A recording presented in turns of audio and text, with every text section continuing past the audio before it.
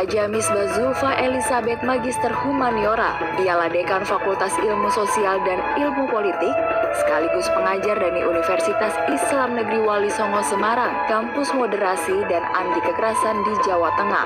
Selama karir mengajarnya, beliau telah membawakan berbagai mata kuliah, seperti antropologi, antropologi Islam, resolusi konflik, hingga bahasa Inggris. Beliau juga telah mengikuti berbagai pelatihan profesional yang diadakan di Indonesia hingga di luar negeri.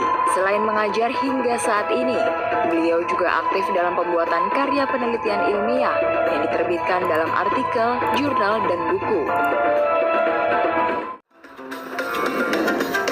Assalamualaikum warahmatullahi wabarakatuh. Alhamdulillahirrabbilalamin. Wassalatu wassalamu ala asrafil anbiya'i wal mursalin wa ala alihi wa sahbihi ajma'in. Amma ba'du. Para pemirsa sekalian, kita bertemu dalam menjaga kebersihan lingkungan dalam Islam. Tema ini sangat penting karena didasari beberapa latar belakang, yaitu yang pertama, kerusakan lingkungan. Yang kedua, ketidakpedulian masyarakat. Yang ketiga, informasi mengenai pentingnya menjaga lingkungan.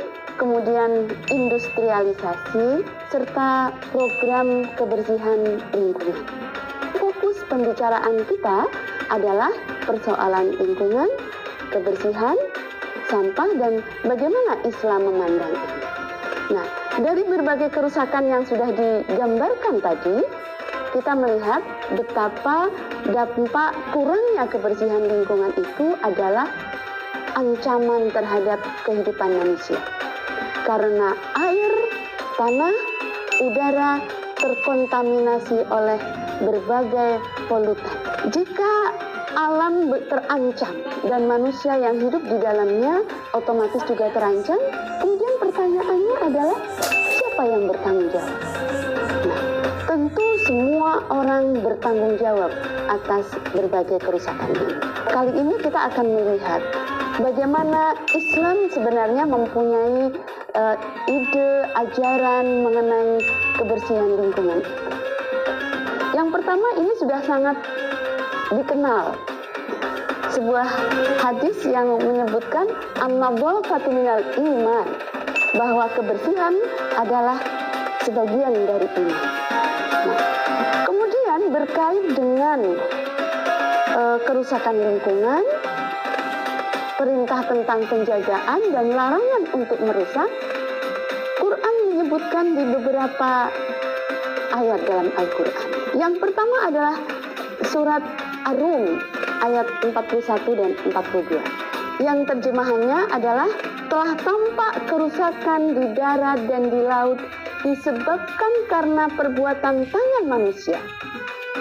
Allah menghendaki agar mereka merasakan sebagian dari akibat perbuatan mereka, agar mereka kembali ke jalannya.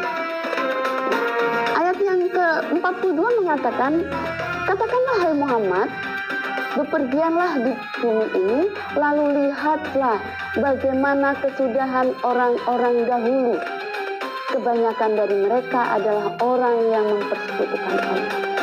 Ayat ini membahas tentang bagaimana Allah memerintahkan manusia untuk tidak berbuat kerusakan.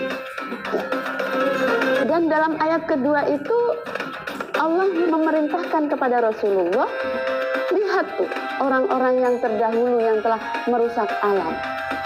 Berbagai kajian historis dalam kehidupan manusia menunjukkan betapa kerusakan di bumi akibat perbuatan manusia.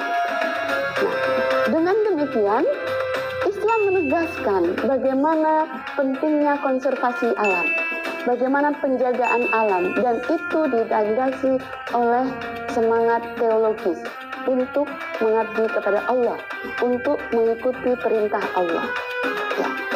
Kemudian dalam surat As-Sad ayat 27, ini juga perintah mengenai bagaimana Allah menetapkan untuk melihat alam ini dan kemudian juga untuk menjaga alam. Ya. Kata Allah dalam surat As-Sad ini, dan kami tidak tidak menciptakan langit dan bumi dan apa yang ada di dalamnya secara sia-sia. Dengan demikian, karena ini memiliki kemanfaatan bagi kehidupan alam yang orientasinya nanti adalah untuk pengabdian kepada Allah, maka jaga dong alam ini. Kita tadi sudah melihat dalam berbagai visualisasi bagaimana kerusakan itu terjadi. Orang membuang sampah di sembarang tempat sehingga menimbulkan kerusakan lingkungan. Bagaimana pabrik-pabrik dalam proses industri itu menggunakan plastik untuk mengemas barang-barangnya dan itu dipakai secara tidak bertanggung jawab. Sehingga akhirnya konsumen membuang plastik itu dengan sembarangan dan kemudian tidak tahu bagaimana pertanggungjawabannya. Ya, ini ayat-ayat yang meneguhkan bagaimana kebersihan lingkungan dalam makna tidak menggunakan barang-barang buangan tanpa tanggung jawab. Nah, kita sekarang mendefinisikan apa sampah-sampah yang terbuang itu. Dan kita menemukan di sini bahwa plastik antara lain itu sebagai limbah sampah yang harus dikelola. Dalam surat Al-A'raf ayat 56 sampai 58. Kita melihat yang terjemahannya adalah, dan janganlah kamu berbuat kerusakan di bumi ini setelah diciptakan dengan baik, dan berolah kepadanya dengan rasa takut dan penuh harap. Sesungguhnya rahmat Allah sangat dekat kepada orang yang berbuat kebaikan. Dialah yang meniupkan angin sebagai pembawa kabar berita, mendahului kedatangan rahmatnya, sehingga apabila angin itu telah membawa awan mendung, kami halau ke suatu daerah yang tandus. Dan Al-Ayah itu menunjukkan bagaimana Allah menciptakan alam ini dengan pemeliharaannya, dan itu semua untuk kebaikan umat manusia. Nah, kita sebagai umat manusia bagaimana melihat ini setelah melihat kenyataan bahwa lingkungan kita itu semakin buruk, sampah di mana-mana, orang tidak paham tentang arti kebersihan.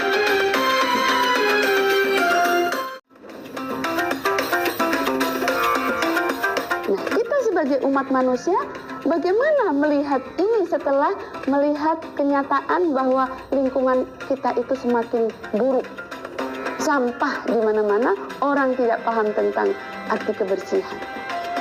Nah, oleh karena itu, tidak ada kata terlambat untuk sebuah kebaikan. Dan sekecil apapun, sebesar darah dalam bahasa agama, Allah akan melipat gandakan kebaikan itu. Kalau problemnya adalah lingkungan, maka kita semuanya berkewajiban untuk menjaga kebersihan lingkungan itu dan kemudian memperbaikinya. Satu orang berbuat tentu kecil maknanya, tapi ketika orang berkumpul dan menjadi sebuah community, maka itu menjadi social movement, gerakan sosial. Dan Allah menyebut bagaimana community itu mempunyai kekuatan dalam konteks istilah ummah begitu. Ini yang akan bisa memunculkan masyarakat yang madani. Oleh karena itu, dalam konteks pembicaraan mengenai kebersihan lingkungan ini, tidak ada lain selain mari kita recovery lingkungan ini dengan memperbaiki diri, yang dalam bahasa agamanya adalah bertaubat tentang kebersihan lingkungan. Ya, makna taubat itu apa? Menurut Islam, ya, yang kita sebut, yang kita rujuk adalah kullil ladzina kafaru in yantahu yughfar lakum ma qad salafa wa in ya'udu faqad madat sunnatul awwalin. Ya. Artinya apa? Katakanlah kepada orang kafir itu, jika mereka berhenti dari kekafirannya, niscaya Allah akan mengampuni dosa mereka yang telah lalu, dan jika mereka kembali lagi maka akan berlaku kepada mereka sunnah Allah seperti orang-orang terdahulu. Nah, jadi kita mau tidak mau sekarang harus merecovery mindset kita untuk kembali kepada ajaran Allah dengan memperbaiki realitas lingkungan kita yang sudah rusak. Ya. Nah, ada sebuah hadis mengenai taubat, ya. Yang artinya adalah orang-orang yang bertobat dari dosanya seperti orang yang tidak pernah berbuat dosa sama sekali. Nah, jadi kalau kita mulai untuk merecovery keadaan ini dengan cara bertaubat, maka insya Allah kerusakan bumi ini tidak menjadi beban dosa kita. Nah, oleh karena itu, dari pembicaraan ini kita sampai kepada kesimpulan akhir bagaimana taubat untuk merecovery lingkungan itu dalam orientasi menjalankan perintah Allah. Yang pertama, berangkat dari kesadaran, yaitu menyadari pentingnya kebersihan lingkungan. Dari kesadaran itu kemudian muncul pengetahuan sehingga memunculkan program kebersihan lingkungan. Satu orang melakukan akan berdampak kecil, tapi dua orang akan lebih besar lagi. Ketika community akan lebih besar. Kemudian tidak mendukung pembicaraan yang tidak sesuai. Semisal ada orang membuang sampah, buang aja di situ, nggak apa-apa, nggak ada yang melihat. Nah, itu janganlah didukung yang seperti itu. Kemudian peduli terhadap persoalan kebersihan lingkungan. Dibiasakan ibda binafsi, mulai dari diri kita sendiri. Kalau kita peduli, begitu ada sampah kemudian kita ambil, masuk ke tempat sampah, insya Allah perlahan-lahan orang akan mengikuti. Dan juga kemudian kita menjadi pendakwah tentang kebersihan lingkungan. Kita sebagai agent of change dalam kerangka perbaikan lingkungan itu. Ya. Jadi bentuk tobatnya bisa dispesifikasi secara sederhana seperti itu. Ada bentuk verbal, bentuk sikap, dan tindakan. Verbal yaitu dengan bicara kita bisa mengajak, ayo bersih-bersih. Ini kotor, mari kita bersihkan. Itu sampah plastik, coba diolah. Gitu. Sampah plastik itu bisa diorientasi menjadi eco-brick yang nanti bisa berguna untuk berbagai kepentingan, dari membuat furniture sampai menjadi batas taman misalnya. Tidak melakukan provokasi orang untuk melakukan tindak yang merusak lingkungan. Terus babat wae misalnya begitu. Padahal kita penting untuk mengajak untuk melakukan penghijauan. Kemudian memberikan pencerahan. Di tempat saya, sampah itu bisa menjadi beasiswa misalnya begitu. Seperti dalam lingkup masyarakat kami. Dari pengumpulan sampah, pengumpulan kemasan-kemasan plastik, kita ceritakan bahwa itu bisa menjadi sumber hal yang lebih bermanfaat. Memberikan beasiswa, memberikan modal usaha, dan kemudian memberikan bantuan-bantuan sosial yang lain. Dan juga memberikan penyadaran mengenai bahaya kerusakan lingkungan. Ini dengan kemampuan bicara kita. Itulah bentuk tobat dalam bentuk verbal. Yang selanjutnya sikap. Sikap jangan sampai tidak peduli, harus peduli. Tidak boleh acuh tidak acuh terhadap kondisi lingkungan. Dan juga memberikan perhatian terhadap kondisi lingkungan yang semakin mengancam. Nah, ini sikap proaktif seperti ini juga mahal. Kita harus bisa melakukan. Serta mendukung gerakan-gerakan peduli lingkungan. Melakukan kajian-kajian. Dan kemudian mengangkat ke dalam forum-forum ilmiah misalnya, itu juga salah satu bentuk pentingnya sikap kepedulian. Tindakan banyak sekali yang bisa kita lakukan. Melakukan apa saja yang berorientasi kepada kebersihan lingkungan dan penghijauan. Menanami semua titik yang masih kosong dengan tanaman-tanaman hijau supaya bisa menghasilkan oksigen yang cukup. Kemudian selalu melakukan aktivitas yang berkait dengan kebersihan lingkungan. Mengurangi penggunaan kantong plastik. Nah, ini saya rasa kebijakan regional, kebijakan daerah sudah mensupport ini. Jadi, mari kita galakkan.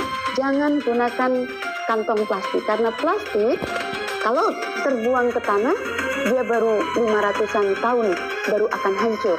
Sementara kita sudah menjadi fosil, plastiknya masih bertahan. Itu mengerikan sekali. Nah, kalau kita orientasikan secara agama, bagaimana kita mempertanggungjawabkan ini ke hadapan Allah. Kemudian yaitu menghemat kertas.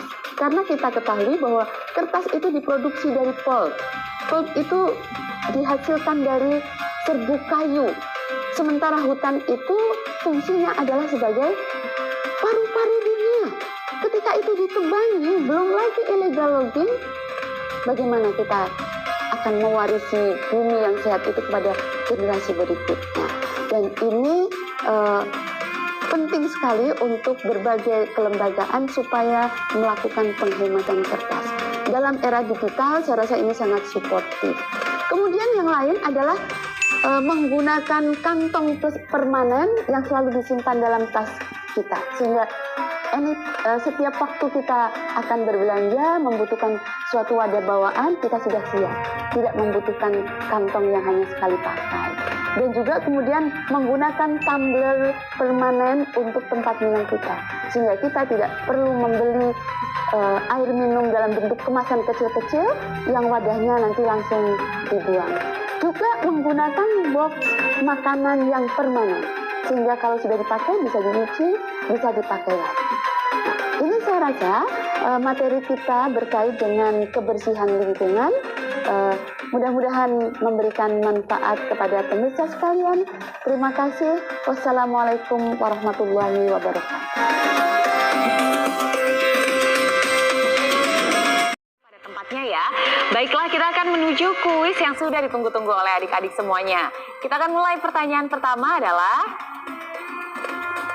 berikut adalah wujud taubat yang dilakukan dalam menjaga kebersihan lingkungan, kecuali A. Menjadi agen penjagaan lingkungan, B.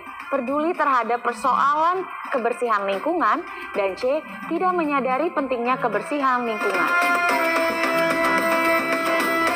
Lanjut ke pertanyaan kedua ya.